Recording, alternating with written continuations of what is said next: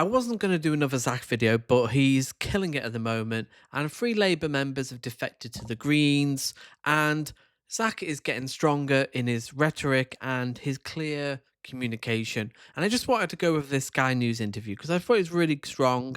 And I want to get the message out there. So join the Green Party if you haven't already. And let's get straight into the video. But talk to us about how this came about. Thanks so much Did for having me. you approach these councillors or did they approach you? I believe the councillors actually met Green Party members on protest, one particular protest around Palestine, but also speaking out on the cost of living crisis. The reason why I'm really excited to be in Swindon today is this is not a unique event. This is happening right across England and Wales, that people are saying they're not leaving the Labour Party has left them. And actually, if people want a party that will challenge the wealth of multimillionaires and billionaires, who will stand up for working class communities in this country and indeed small business owners and recognise this is a fight of the 99% versus the 1%, they are recognising in record numbers that it's time to join the Green Party. With those comments in mind, I'm minded to think about the fact in recent days you've been talking about the fact that you've had conversations with Labour MPs about defections. Where do those conversations lie?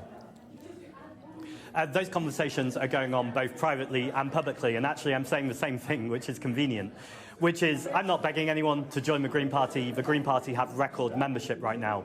In fact, by the end of this month, we are on track to have doubled our membership in the single month that I've been leader of the Green Party. We've overtaken the Tories in membership, so lots and lots of people are joining the Green Party. That being Which is amazing energy, by the way, because the mayoral election in New York is on the 4th of November. That's going to further energize the left internationally and give another boost to Zack and the Green Party. So we need to keep up the energy. And I've said it before, and I'll say it every video. Join the Green Party right now.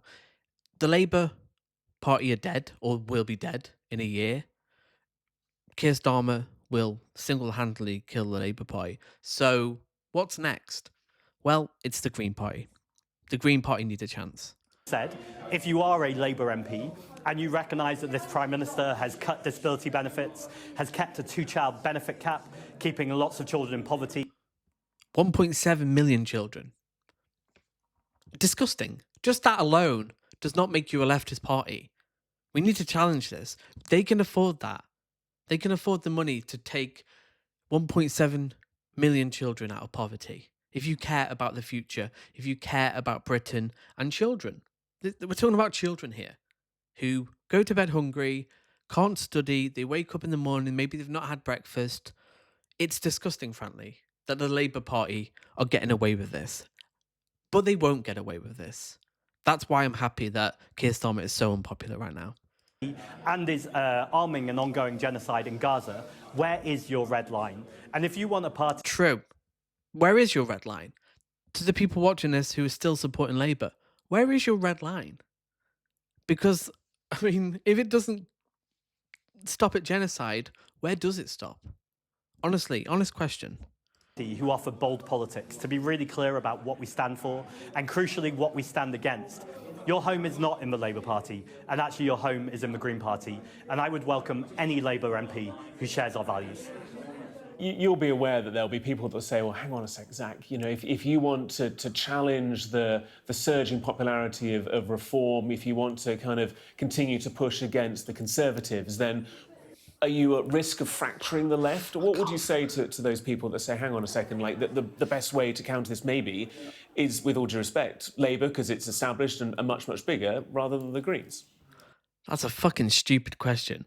Zack Polanski has done more in a month for the left unity in Britain than Keir Starmer could ever do in a lifetime.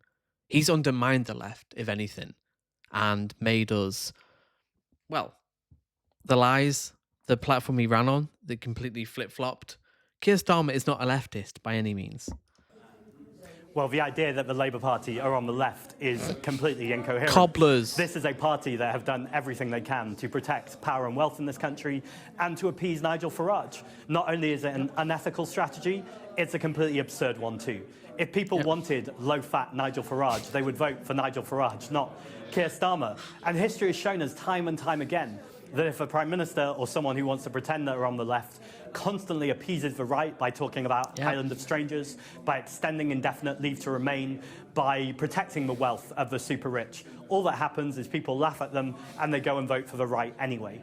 What the Green Party are doing is saying not just That is true. Like, who has taken any of this immigration stuff, Island of Stranger? They just laugh at Keir Starmer and go, "Why are you doing this? We hate you. You think you're appealing to us?" And then the left go, "We hate you."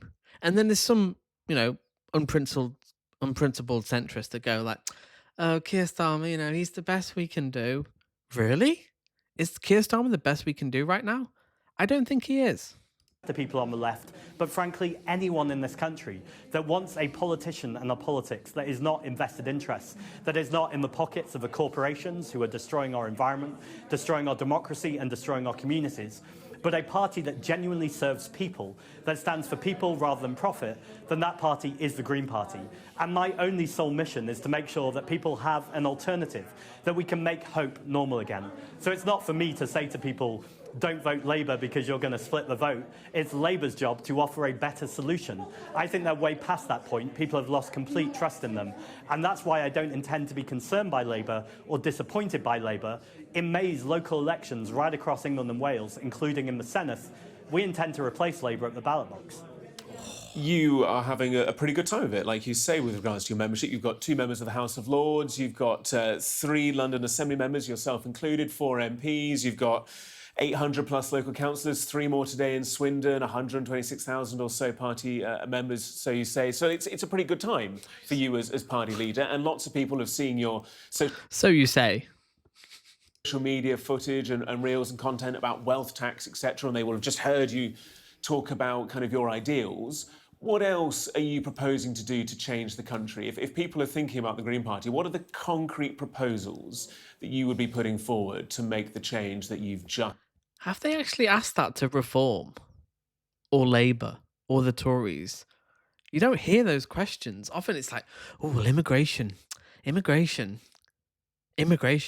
Like, when did they actually ask that to politicians?